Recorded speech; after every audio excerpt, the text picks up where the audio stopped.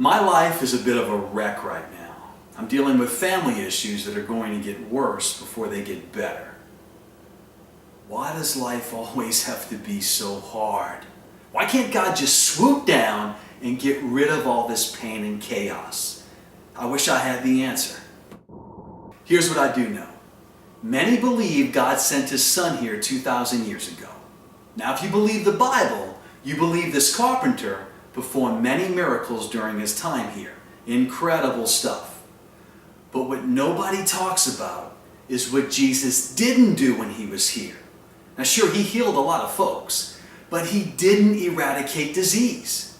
He didn't take all our weapons away so we'd have a harder time hurting one another. And He definitely didn't force everyone to behave and get along. So, what are we to make of His ministry as we look at how dysfunctional and difficult our lives can be? Here's my take. I'm going to quote some scripture.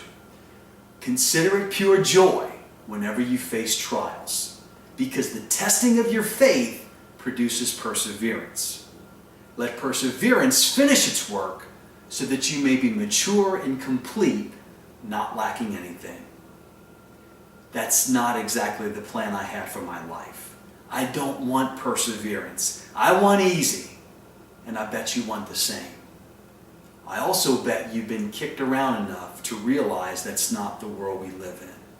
So what's a person to do? Because we're stuck here for now. I think it all comes down to why we're here in the first place. We'd like to think He sent us here to have a good time. That's not quite the case. Now, although I do believe God wants us to be joyful, He didn't send us here to have an easy life. He sent us here to help one another. So as I think through that verse from the book of James, consider it pure joy whenever you face trials, I've come to realize that the tough times in our lives position us to fulfill our purpose of serving others. Now, my dad was an alcoholic.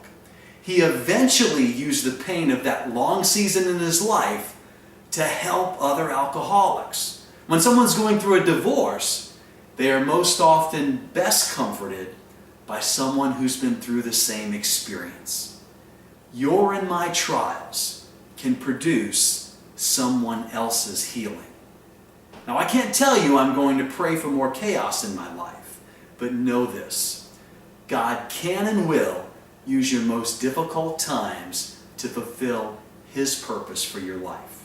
So, to make sure you don't miss the next opportunity He has for you to help someone, let this be our simple prayer. God, I'm available. Use me.